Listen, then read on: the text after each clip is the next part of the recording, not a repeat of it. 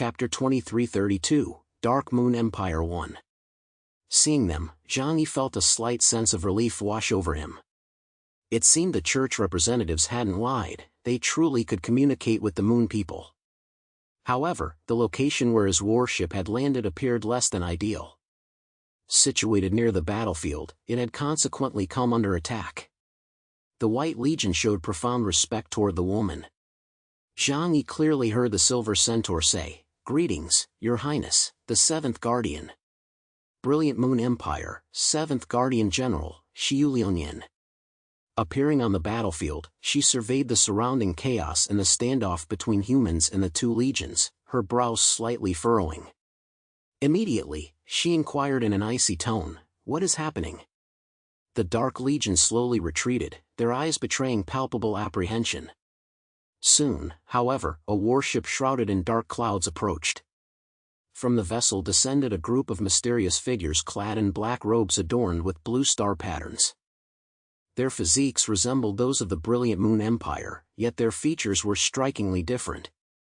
The leader possessed long white hair, yet his facial features remained shrouded in darkness, utterly indistinguishable. Only a deep blue crescent moon ornament adorned the back of his head. Dark Moon Empire, 6th Black Moon Priest, Xianyu Fei Ming.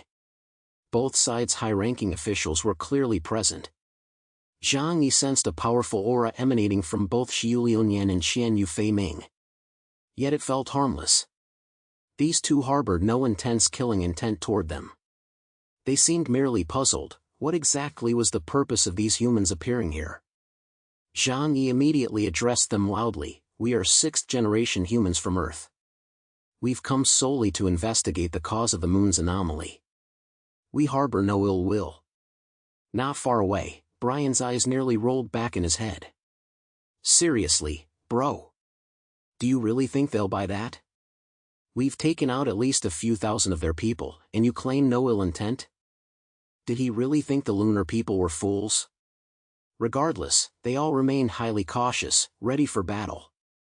At that moment, on the Dark Moon Empire side, the 6th Black Moon Priest, Xianyu Fei Ming, nodded. "I see. I understand now." Brian was confused, "Huh? Wait, what did you understand? Are lunar people usually this easy to reason with?" Behind Xiu Liuyan, the mourning sister Leibniz stepped forward and whispered something to her. A look of sudden realization flickered in Xiu Liuyan's eyes. It was all just a misunderstanding. Today's sacrifice ends here. You may withdraw. With a wave of her hand, she ordered the brilliant Moon Empire's army to retreat. On the other side, Xianyu Fei Ming likewise raised her voluminous sleeve, signaling her subordinates to withdraw. Without hesitation, the armies of both nations retreated like receding tides, each returning to its respective direction. This harmonious scene left Zhang Yi utterly bewildered. Soon after, representatives from the two lunar nations approached their vicinity. Leibniz stepped forward to explain to Zhang Yi and the others, "Although you disrupted an important sacrificial ritual, you also aided the sacrificial process. Therefore, the leaders of the Brilliant Moon Empire and the Dark Moon Empire will not hold it against you. I have already explained the purpose of our Earthlings' arrival here to Her Highness Xiu Liuyan. She is deeply grateful for our presence." Zhang Yi listened to Leibniz's explanation, feeling somewhat puzzled. Sacrifice? What did that mean? This war? A flood of ancient knowledge surfaced in Zhang Yi's mind.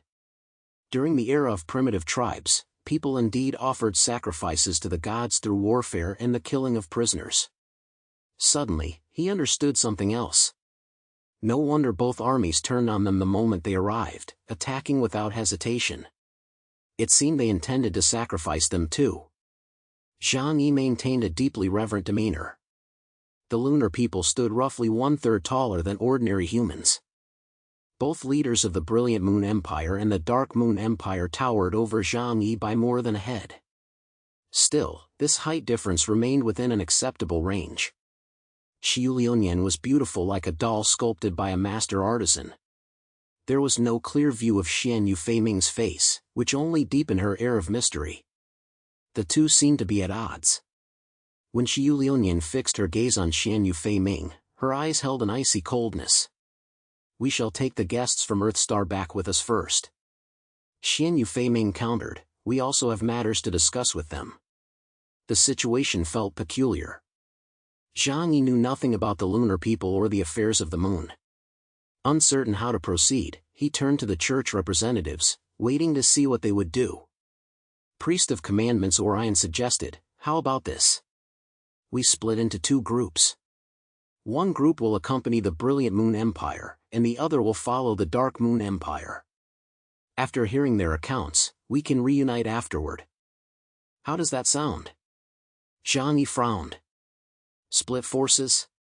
Although Xian Yufei-Ming gave him a sense of pressure, if it came to a fight, he was confident he could protect himself. After all, he still held several trump cards up his sleeve. Thus, he had no objection. "What about the group from Columbia?" Zhang Yi inquired. Leibniz replied, "They've already joined us, coming from another direction." After deliberation, it was decided that Zhang Yi and his group would head to the Dark Moon Empire first, while the Holy See representatives and the Columbia fleet would proceed to the Brilliant Moon Empire. Afterward, the two groups would exchange positions. Once consensus was reached, the two parties parted ways. Zhang Yi, as fleet leader, approached Xian Yufei-Ming directly and politely introduced himself. "I come from the most powerful nation on Earth, known as Huaxiu. My name is Chaos. My purpose here is to investigate the moon's transformation. For we have discovered the moon is crumbling, and fragments may fall upon Earth, threatening our survival." Xian Yufei-Ming's gaze lingered briefly, almost absent-mindedly, upon that colossal warship, yet only for a moment. Surprised, but not profoundly shaken. As fourth-generation civilized beings, they shared the same grand epic as the Zhangyuan tribe. Perhaps they merely existed in different time periods within those hundreds of millions of years. Therefore, they had encountered such super warships before. It was even possible their own technology had reached this level. Xian Yufei-Ming's laughter echoed. Though she stood directly opposite Zhang Yi, his ears registered the sound as if it came from a distant place. "We extend our warmest welcome to your arrival. At present, we are indeed facing significant difficulties. Any assistance is precisely what we require." Chapter 2333, Dark Moon Empire 2. Zhang Yi stored the massive Dreamer within his own dimensional space, then boarded the spacecraft alongside Xian Yufei-Ming and the others. It was a vessel so pitch black it seemed to swallow light, its shape indistinguishable. Externally, it appeared modest in size, comparable to a human passenger airliner.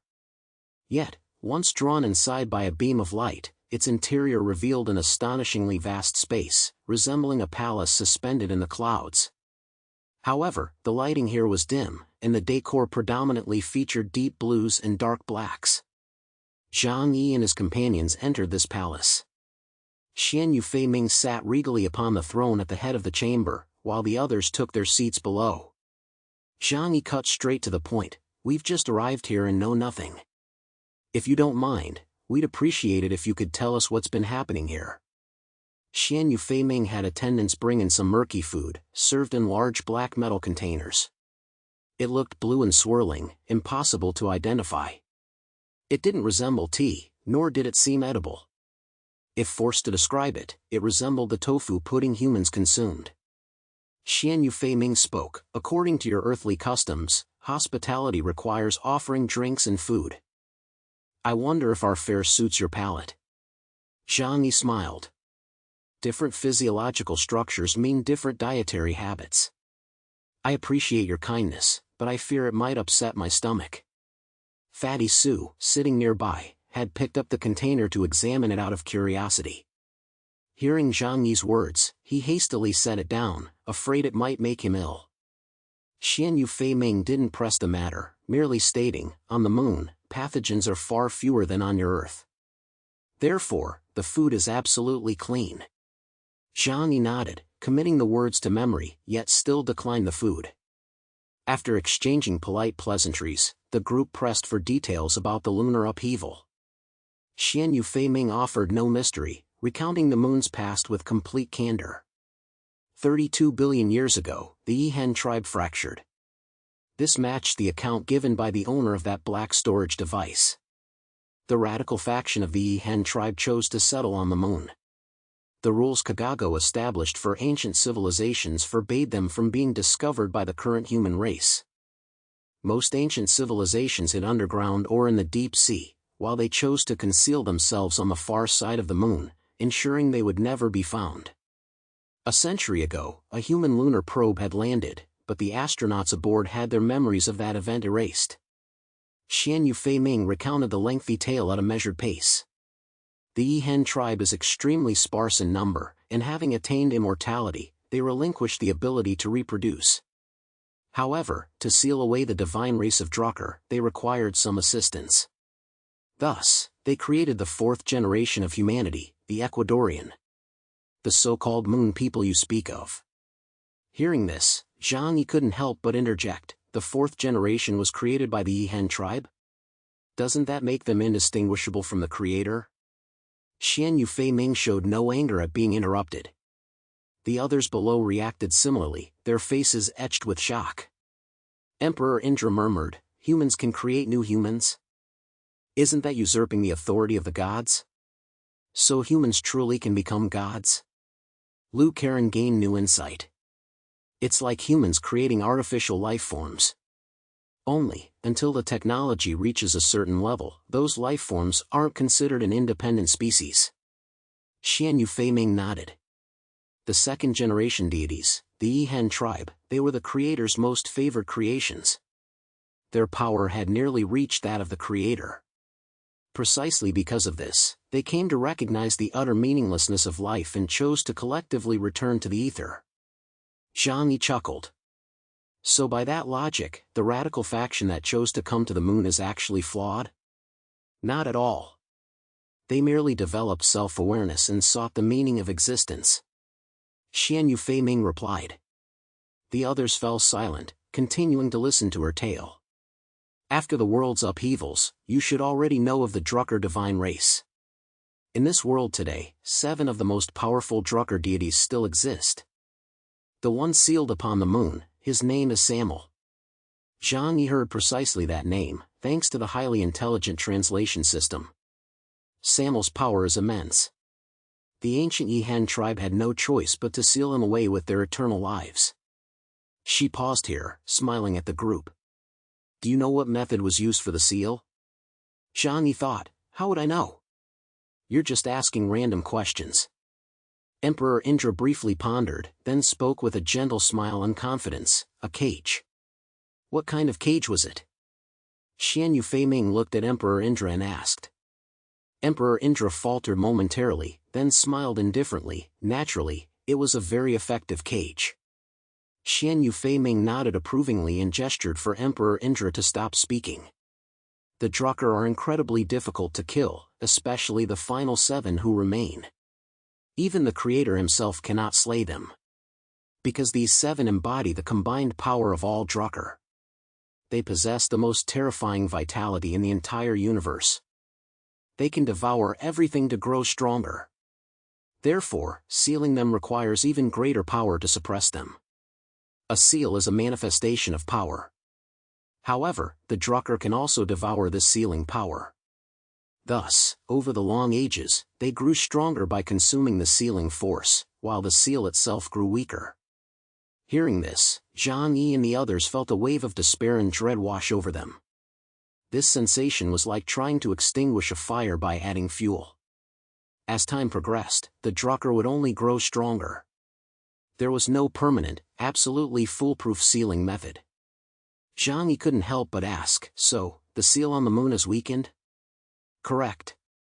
Xian Yu Fei Ming replied without hesitation. Throughout the ages, the 12 silver kings of the Yihen tribe transformed their bodies into the 12 pillars of the seal, using all their power to reinforce it. But their strength gradually waned, while the sealed Drucker grew ever stronger. This is why the Brilliant Moon Empire exists. The Brilliant Moon Empire must periodically create a seed of fire. This seed possesses the purest etheric power, and its sacrifice is used to reinforce the seal. Once, the seed burned every few thousand years. Later, it gradually became every few hundred years. Now, it is sacrificed every 30 years. Chapter 2334, Dark Moon Empire 3. Xian Yu Feiming's words gradually unraveled the mystery that had been tangled in Zhang Yi and the others' minds.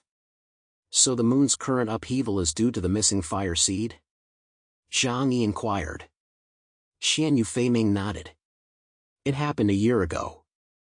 The fire seed cultivated by the Brilliant Moon Empire was taken by an ink shadow warrior of our Dark Moon Empire into the forbidden Dark Sun Forest atop the moon.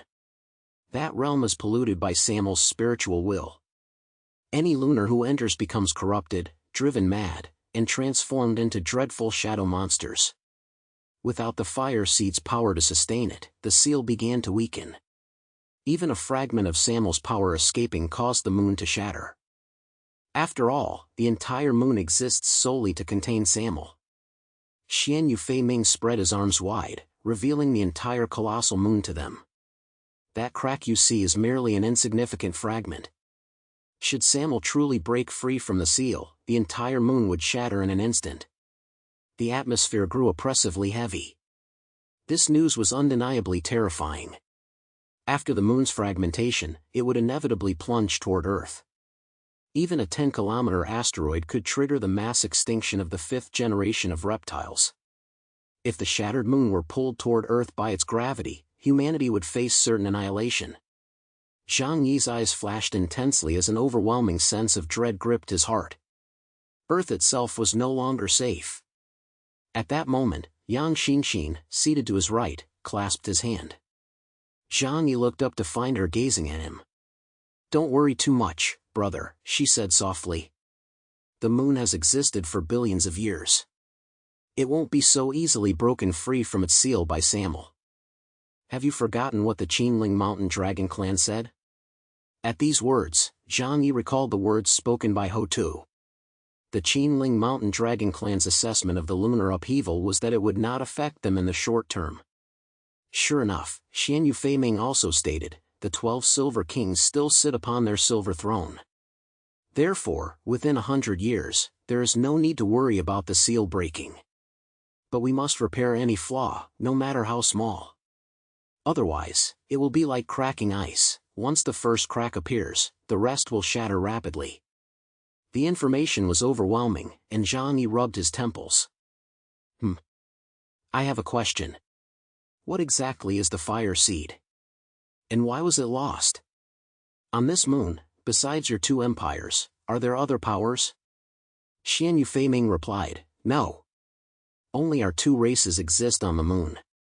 As for the fire seed's loss, that's a long story. Zhang Yi keenly noticed Xian Yu Feiming had said 2 races, not 2 nations. He frowned at Xian Yu Feiming, sensing this moon held countless hidden secrets. You say 2 races? What does that mean? Aren't both the Dark Moon Empire and the Brilliant Moon Empire 4th generation descendants? The others also turned to Xian Yu Feiming, their confusion deepening. Xian Yu Feiming fell silent for a long moment after hearing this question. After a long while, she lifted her head. Her face, shrouded in darkness, revealed no discernible features, her expression now unreadable. We are indeed all 4th generation. But they were created by the Yihan tribe. Whereas we were created by Samuel. The moment these words fell, the atmosphere below grew tense. Brian let out a loud woof, and leaped from his chair, landing on all 4s. His eyes were sharp and wary as he fixed them on Xian Yu Feiming. Saladin and the others also wore serious expressions, ready for battle at any moment.